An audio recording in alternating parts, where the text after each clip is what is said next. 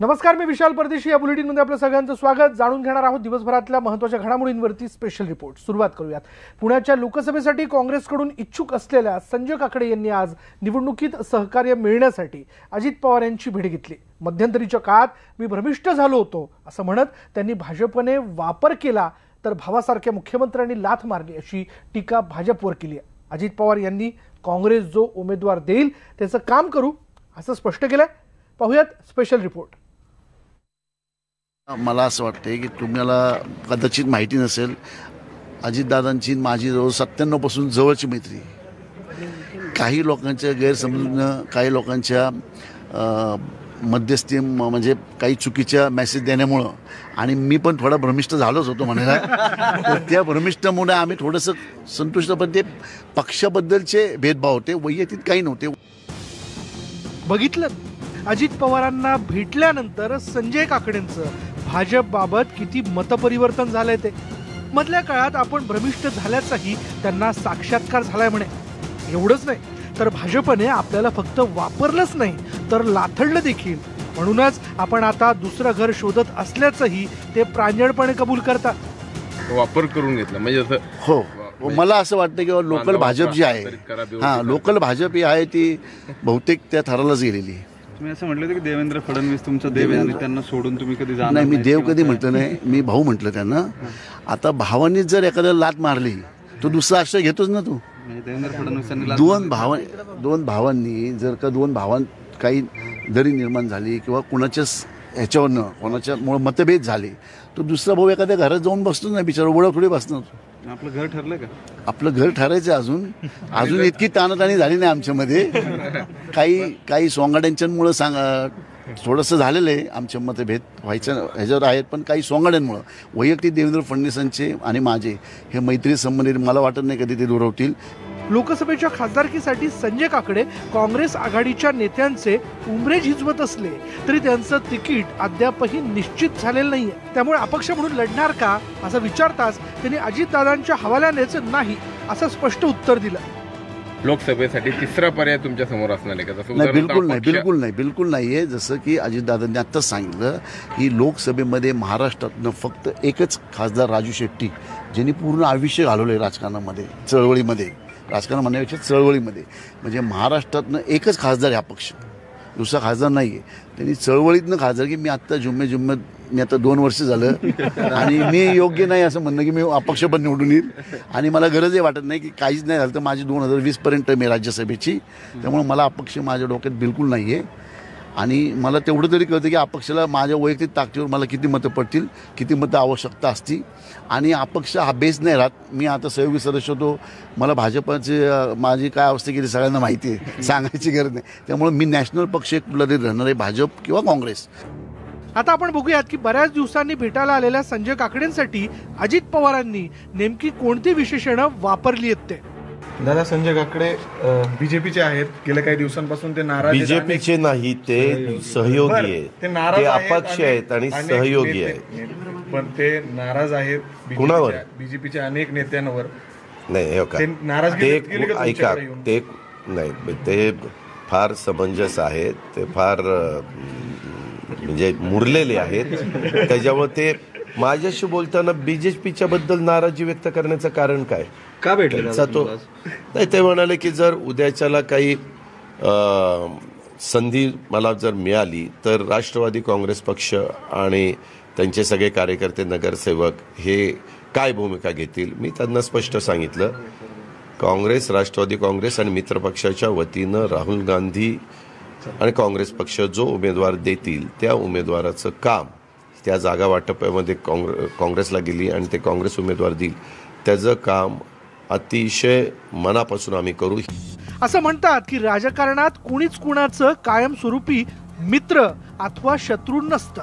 काकडे पवार भेटीनेही हेच पुन्हा सिद्ध झालं.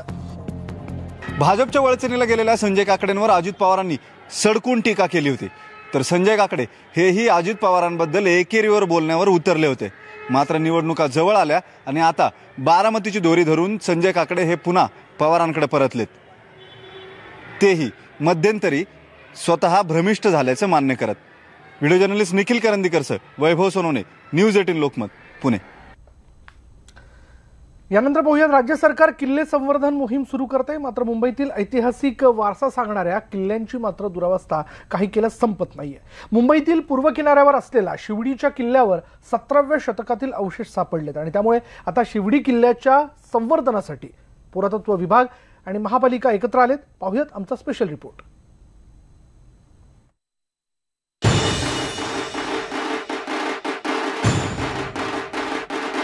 मुंबईच्या पूर्व किनाऱ्यावर हा आहे शिवडीचा किल्ला.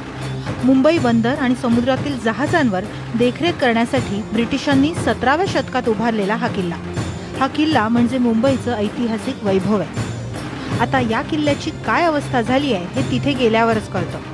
गेले काही दिवस किल्ल्यावर इलेक्ट्रिक लाईटचे खांब लावण्यासाठी खोदकाम सुरू असताना टेराकोटा पद्धतीचे कौलारू नळे सापडले. त्यामुळे आज पुरातत्व विभाग आणि स्थानिक नगरसेवकांनी किल्ल्याची पाहणी केली. BMCला एक लाइटिंगसाठी NOC दिली ना हरकत.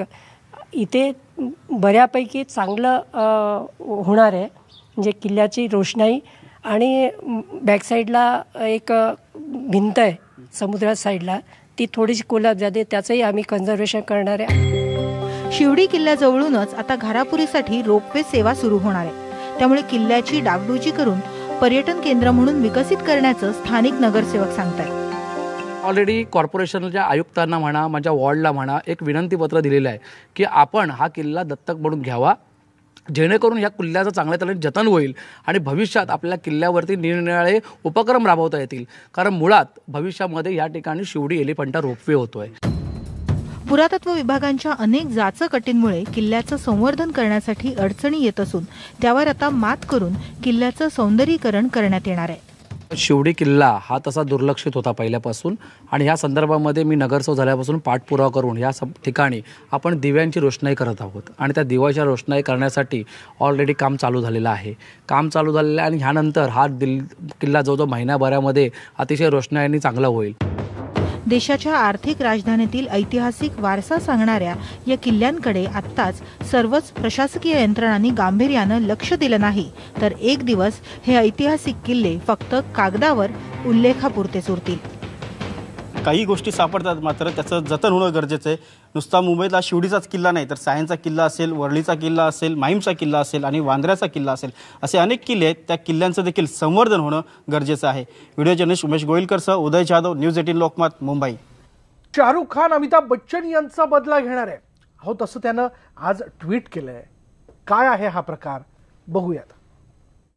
शाहरुख खान आणि अमिताभ बच्चन यांचे प्रत्यक्षात घनिष्ठ संबंध आहेत. पण आज शाहरुख खाननं एक ट्विट केलं आणि दोघांचेही चाहते बुचकळ्यात पडले.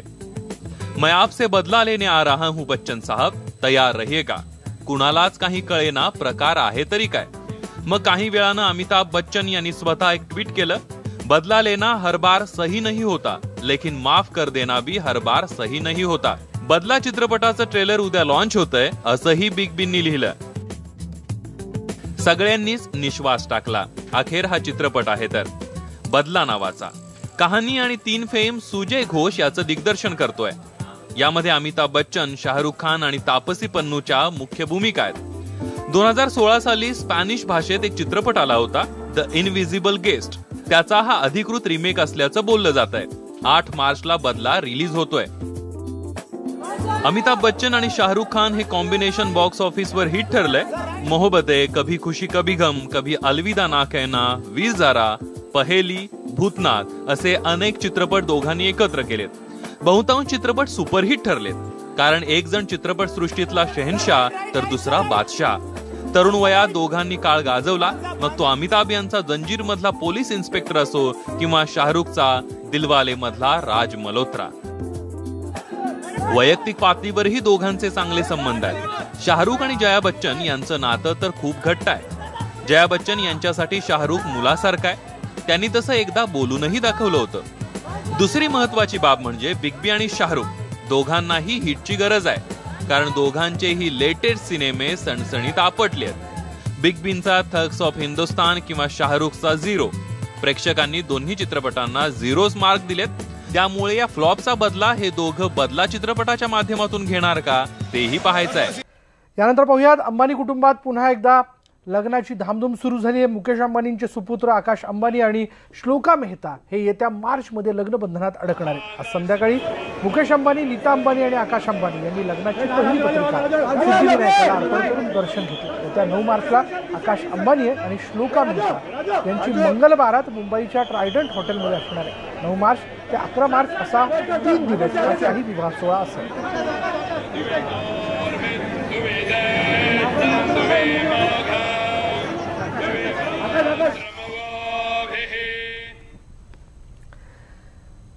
यानंतर इथेच थांबणार आहोत. पहा फक्त न्यूज 18 लोकमत.